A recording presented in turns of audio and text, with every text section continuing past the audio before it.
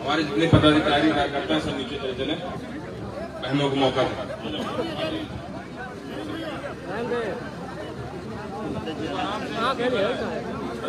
जय भीम। तुम लोग इधर हो जाओ थोड़े से, पीछे माताएं बहनें हैं ना, उनको देखने दो। ये खाली कर दो बस, मनीष रहेंगे सिर्फ, और राजवीर जो काम करते हैं, और तुम भी पीछे हो जाओ। बैठो भाई, वहां बैठो, वहां फूल छोड़ दो, बैठ जाओ, अभी कमी है, 4 से 5 और चाहिए यहाँ बैठने के लिए। आ जाओ ऊपर, आ जाओ फटाफट।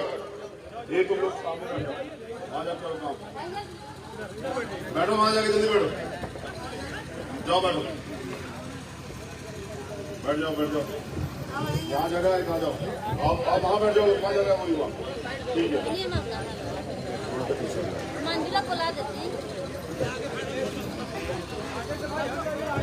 समय कम है, लेकिन आपकी इच्छा थी कि मैं यहाँ आऊं,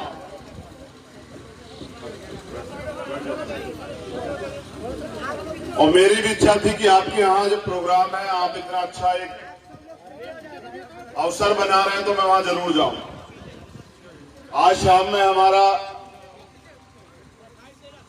प्रचार का प्रोग्राम था, मैंने आकिब साहब से कहा कैंसिल कर दो, अब जाएंगे भाइयों से मिलने के लिए, और वहां जाके चुनाव से अलग भी हमारे रिश्ते उनको निभाएंगे, फिर आके काम करेंगे। देर रात से काम कर लेंगे, कोई बात नहीं, लेकिन जब उन्होंने बुलाया तो उनको निराश नहीं करेंगे।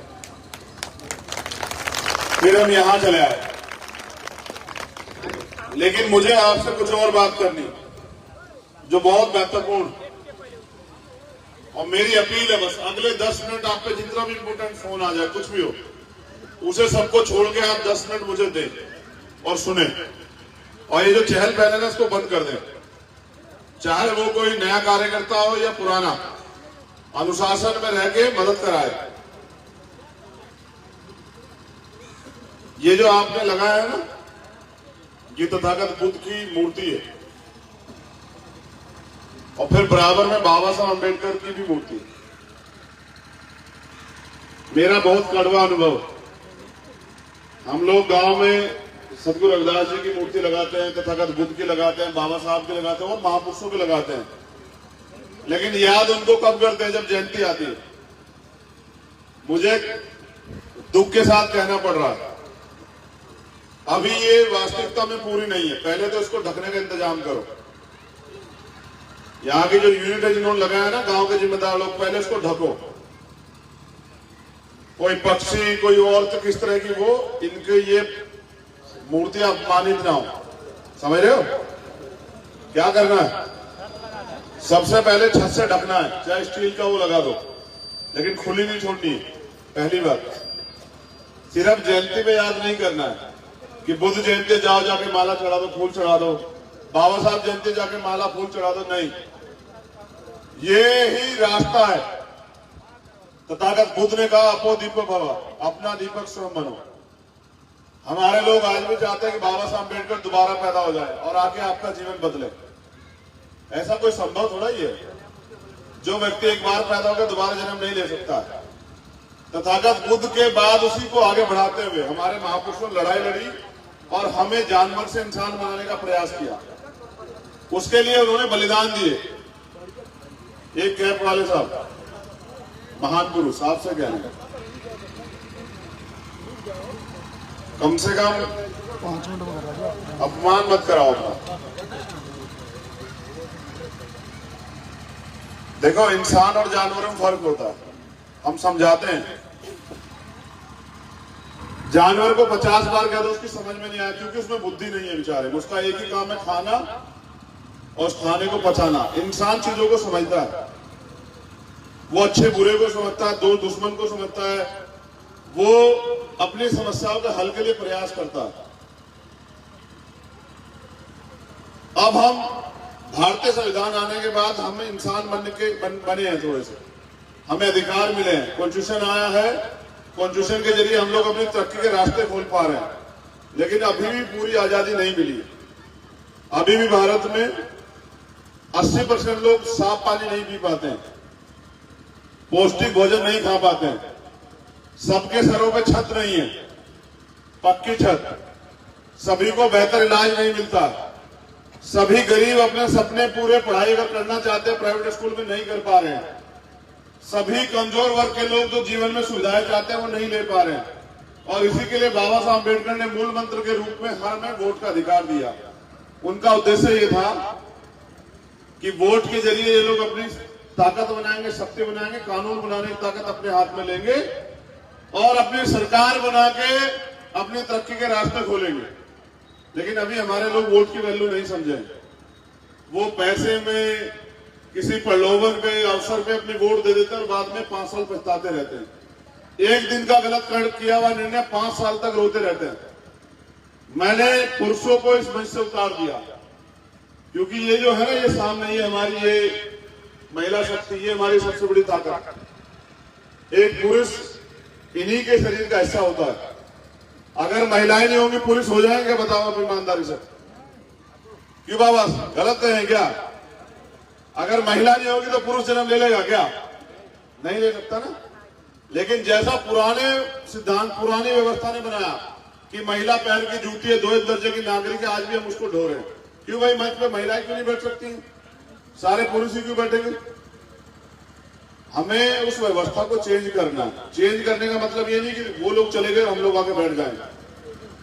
हम ये समझते हैं कि महिलाओं की जो समस्या है उन पर ज्यादा बेहतर काम महिलाएं कर सकती है, तो हमें अपने मंच पे अपनी बहनों को, माओ को, बेटियों को जगह देनी चाहिए और उनको ताकतवर बनाना चाहिए। आज के दिन मेरा सिर्फ आपसे एक यही संदेश है कि जितनी ताकत से बेटे को मदद कराते हो ना, पढ़ाते हो, लिखाते हो, उतनी ताकत से बेटी को भी पढ़ाओ, लिखाओ, उसको मदद कराओ, उसको आगे बढ़ाओ। जो पैसा आप अपने घर में इकट्ठा करके रखते हो कि बेटी की शादी करनी है, फिर दहेज लोभियों को पैसा देते हो, गाड़ी देते हो, ये बंद करके ना, कर्जा लेके देते हो, ये बंद करके बेटी को उस पैसे से पढ़ाओ, डॉक्टर बनाओ, इंजीनियर बनाओ, वकील बनाओ, जज बनाओ, टीचर बनाओ, आईएएस बनाओ, आईपीएस बनाओ, उसको अपने पैरों पे खड़ा करो। फिर ये पैसे वाले लोग दहेजी जो है ना, जो दहेज मांगते हैं, ये उसके आगे पीछे घूमेंगे। उसको कमजोर मत बनाओ, उसको मोहताज मत बनाओ। बाबा साहब अम्बेडकर ने क्या कहा कि मैं किसी भी प्रदेश, देश और समाज की तरक्की का पैमाना उस प्रदेश, देश और समाज में रहने वाली महिलाओं को मानता हूं। मैं इसलिए आपसे कह रहा हूं कि आप भी उनकी तरह उन्हीं की व्यवस्था पर चले जा रहे हैं। हमारा नौकरी कोई लगेगा तो उसे शादी में गाड़ी चाहिए, उसे सोने की अंगूठी चाहिए, उसे कैश चाहिए। और गरीब आदमी कहां से लाएगा सब चीजें? मकान बेचे, जमीन बेचे, क्या करे? इस तरह तो गरीब कभी आगे बढ़ ही नहीं पाएगा। इसलिए हम आपसे कह रहे हैं कि जो पैसा आप अपनी शादी के लिए इकट्ठा कर रहे हैं ना, वो पैसा ना इकट्ठा करके ना हमारी बहनों के ऊपर पढ़ाई में लगाइए। आप जैसे बेटे को चाहते ना नौकरी करे, उसी तरह इनको नौकरी करने वाला बनाइए। जब ये अपने पैरों पर खड़ा हो जाए तो कोई दहेज वाला ना, दहेज के चक्कर में इनकी हत्या ना करे, इनके ऊपर जो है वो गैस सिलेंडर से या फांसी लगा के ना मारे, आपकी बच्ची ना मर जाए। आप समाज बदलो। हमारी लड़ाई सत्ता परिवर्तन की नहीं थी, व्यवस्था परिवर्तन की थी, जिसमें आज भी जाति धर्म की वजह से हम लोग गुलाम बने हुए हैं और हमारा शोषण होता है। मैं आपसे हाथ जोड़ के अपील करता हूं, दूसरों जैसे मत बनिए, अपने महापुरुषों के जो विचार हैं उन पर आगे बढ़िए। बाबा साहब अम्बेडकर हमारे अपने जीवन में ऐसा प्रयास किया कि हमारे जीवन में बदलाव हो जाए। उनके 4 बच्चे कुर्बान हुए, क्या वो अपने बच्चों के लिए लड़ रहे थे? बताओ आप सब लोग, क्या बाबा साहब अपने बच्चों के लिए लड़ रहे थे? उन्होंने, उनकी पत्नी ने, जब उनका बेटा राजरत्न बराबर पड़ा तो उनसे कहा कि आप तो कहते थे बाबा साहब अम्बेडकर राजरत्न राज करेगा, ये तो मर गया है, इसका अंतिम संस्कार होगा। बाबा साहब कहे कि मुझे गोलमेज कॉन्फ्रेंस जाना है, एक बेटे की चिंता करूंगा तो आने वाली पीढ़ियों के करोड़ों बेटे जो हैं देश में गुलाम बन जाएंगे। मैं इसकी तरफ नहीं देखना चाहता। आपने क्या बाबा साहब के मिशन को आगे बढ़ाने में आपने क्या योगदान दिया भाई? मैं तो अपने नौजवान साथियों को भी कह रहा हूं, अगर आपकी जेब में पैसा आ गया तो समाज थोड़ा बदल गया भाई। क्या जब जो लोग ताकतवर हो गए वो समाज का हाथ क्यों नहीं पकड़ना चाहते? वो क्यों एक गरीब परिवार को मदद नहीं करना चाहते? ये कौन सी क्या बदलाव हुआ है हमारे वर्ग में? हम भी तो सावंती हो गए। जो पैसा वाला हो गया वो समाज में बैठना ही नहीं चाहता है। देखो, मैं आपसे फिर अपील कर रहा हूं, आप गलत ट्रैक पर चले गए, उसको बदलना पड़ेगा। हमारे महापुरुषों ने क्या कहा, समतामूलक समाज बनाना। कैसे बनेगा? कमजोर और ताकतवर में कभी समझौते नहीं होते। पहले आप ताकतवर बने, अपने आप को खड़ा करें, मजबूत बनाएं। और मैं नौजवानों से अपील करूंगा, भाई एजुकेशन ही एक रास्ता है, बस खूब अच्छे से पढ़ाई करो, काबिलियत पैदा करो अपने अंदर, और उस काबिलियत के दम पे आगे आओ और अपना इतिहास खुद लिखो। किसी के आगे हाथ मत फैलाओ, मोहताज मत बनो, अपनी ताकत बनाओ और अपनी ताकत के दम पे परिवर्तन करो। और मेरा चैलेंज है, मैं गरीब परिवार से आता हूं, आरक्षण व्यवस्था की वजह से मेरे पिताजी नौकरी लगे। मेरे पिताजी नौकरी लगे तो हम परिवार में 6 बहन भाई हैं, 3 बहनें 3 भाई। उन्होंने हम 6 के 6 को पढ़ाया और मैंने उनसे ये सीखा कि हर गरीब, हर कमजोर जब फैसला ले ले, तय कर ले और वो उस रास्ते पे निकल जाए तो उसको रास्ता बदलने की जरूरत नहीं, बस समय रहेगा, वो लोग सफल हो जाएंगे। मैं आपसे भी अपील कर रहा हूं, नौजवान अपने आप को गुलाम ना समझे, कमजोर ना समझे, मोहताज ना समझे। वो फैसला ले, अपना संकल्प ले, अपना नियम बनाए, अपना सपना देखे, अपना गोल बनाए और सपने के लिए मेहनत करें। अगर आप डॉक्टर इंजीनियर बनना चाहते हैं ना साहब, चलो एक सिंपल भाषा समझाते हैं नौजवानों। चपरासी बनना चाहता है ना कोई, उसके लिए भी टेस्ट देना पड़ता है, पड़ता है नहीं पड़ता? बताओ। एक पुलिस का सिपाही बनना चाहे तो क्या 4-6 घंटे प्रयास नहीं करना पड़ता पढ़ने का? दौड़ भी लगानी पड़ती, समझ रहे हो? एक अधिकारी बनना चाहे, IAS IPS, तो 16 घंटे 14 घंटे पढ़ाई करनी चाहती है। और अगर मालिक बनना चाहे इस देश में तो कितने घंटे काम करना पड़ेगा? उनसे ज्यादा ना। अगर IAS IPS को चलाने वाला बनना है तो फिर कितना ज्यादा काम करना पड़ेगा? उनसे ज्यादा है कम। सरकार ऐसे थोड़े बनेगी सर, मेहनत करनी पड़ेगी, घर से निकल के काम करना पड़ेगा, लोगों के बीच जाकर तैयार करना पड़ेगा, लोगों को समझाना पड़ेगा, उन्हें अपने पैरों पे खड़ा होना पड़ेगा, इसलिए उनको तैयार करना पड़ेगा, उनको बताना पड़ेगा कि वो अपनी रीढ़ की हड्डी मजबूत करें। मैं आपसे भी अपील करता हूं, जितने नौजवान साथी हमें विश्वास रखते हैं, हाथ खड़ा करो। चलो, नौजवानों की बात कर रहा हूं, बुजुर्गों की नहीं, जो हमारे बराबर के, हमसे छोटे नौजवान। सर धन्यवाद। चलो वादा करो हमसे कि आज के बाद किसी के पैर नहीं छुएंगे, कोई हो चाहे। चलो वादा करो, माँ बाप के अलावा दोनों हाथ उठा के वादा करो, जो लोग हमने विश्वास करते हैं। नहीं छुएंगे किसी के पैर, छुएंगे तो अपनी माँ के, चाची के, दादी के, चाचा के, ताऊ के, किसी के और के आगे अपनी रीढ़ की हड्डी नहीं झुकाएंगे किसी भी कीमत पर। बहनों से भी कह रहे हैं, तुम पैर छूते हो सम्मान के लिए, वो लोग समझते तुम कमजोर हो, समझ रहे हो? बंद करो पैर छूना, आंख से आंख मिला के बात करो और अपने हक अधिकार को छीनो। मांगने से आपको सिर्फ भीख मिलेगी, अपने अधिकार छीनने पड़ेंगे। मैं तो आपको जगा सकता हूं, बाकी काम लड़ाई आपको लड़नी है। तो मेरी आपसे अपील है कि अपने आप को कमजोर ना आंखें किसी से। और ये जो बहनें ना बैठी, कौन बोलेगा तुम में से? बताओ, पकड़ो माइक, चलो आओ, हिम्मत जुटाओ।